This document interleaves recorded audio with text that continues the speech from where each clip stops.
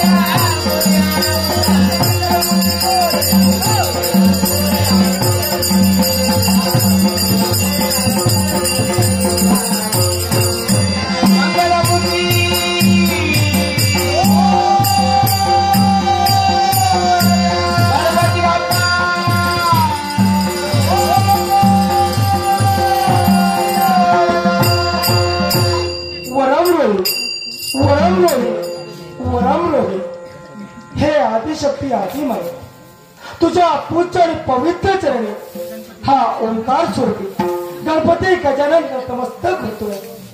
हे माये सांग, कशासाठी या देवाला हाक दिलीस? हे विश्वाच्या परब्रह्म देवते, हे विश्वाच्या ब्रह्मांड नायक देवते, हे ओंकार स्वरूपी महागणपती, या विश्वाच्या आदिमाये आदिशक्तीचा, या पार्वतीचा देवा आपल्या चरणी शतशः प्रणिपात, शतशः प्रणिपात, शतशः देवा।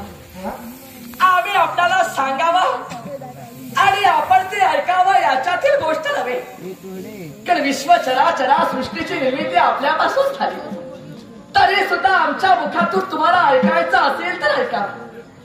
आज विश्वाची पालन करती देवता म्हणजे महाविष्णू, या महाविष्णू देवतेला विश्व संरक्षणासाठी स्वतःचा चौथा अवतार धारण केला। सृष्टी ही सृष्टी एका क्षणात या विश्वाच्या हात सामावली जाईल। मग सांगा, त्याच्यावर काही ना काहीतरी उपाय सांगा प्रथम। माये, याची पूर्ण जाणीव या विश्वाच्या देवाला आहे। आज अंतराळाच्या ठिकाणी दोन्ही दैवी शक्ती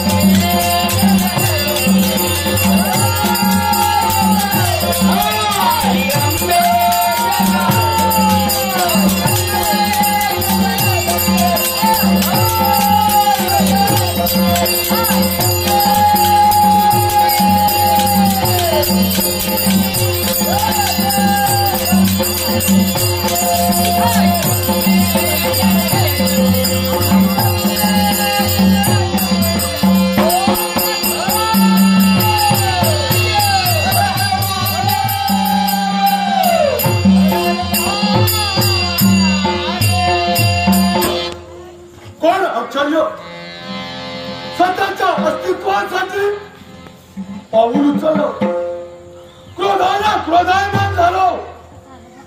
पण या क्षणी त्या पक्षाशी द्वंद्वात असताना मी कोण, करतोय काय, माझं अस्तित्व काय, या विश्वाच्या ठिकाणी माझं कार्य काय, या प्रत्येक गोष्टीचा विचार माझ्या मस्तकात आला. मग हा शरपक्षी कोण, कुणाची निघून राहतो? देवा, तू इथपर्यंत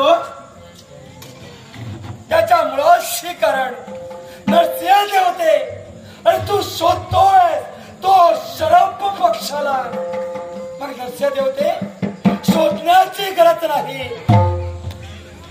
तो शरप पक्षी आणि कैलासदेव आणि दोन्ही एकाच.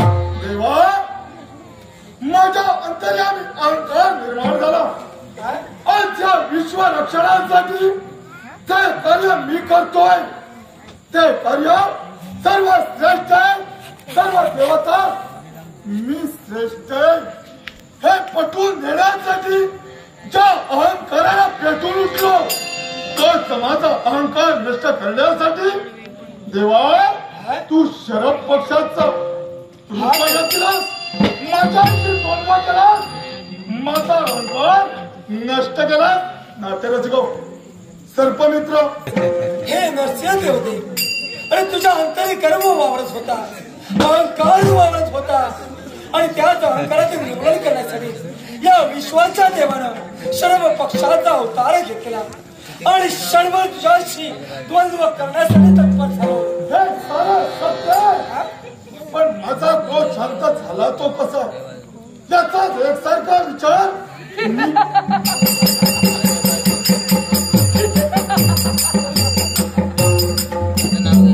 विश्वाचं पालन करता देवते, मनाच्या ठिकाणी संभ्रमानं संभ्रमित झाला की एकाएकी क्रोध तुमचा अनावर झालेला तो शांत झाला कसा. याला कारण कोण असेल तर प्रत्यक्ष तुमच्या समोर उभी असणारी महाशक्ती. या महाशक्तीनं तुमचा निर्माण झालेला क्रोध शांत केला. नेत्रासमोर पाहिलं तर देह एका स्त्रीचा आहे, पण शीर एका पशुचा आहे. असं आगळ्या वेगळ्या रूपात भेटलेली ही महाशक्ती कोण आहे? आज एकाएकी आगळी वेगळी महाशक्ती तुमच्या समोर दिसता क्षणी संभ्रमानं संभ्रमित झाला. प्रश्नाची प्रश्नावली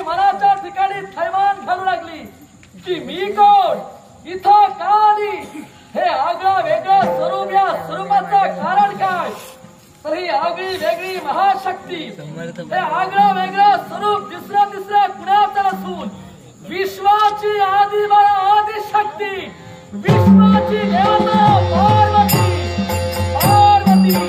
देवी, मग माझा श्वास शांत केला असतो का? अर्धांगिनी म्हणून या गिरिजेनंही त्यांच्या सोबत त्याच्या युगात अवतार कार्य पूर्ण केलं. मग आज ज्या ठिकाणी भोलेनाथांनी तुमचा क्रोध शांत करण्यासाठी शरद रूपी अवतार धारण केला, तिथं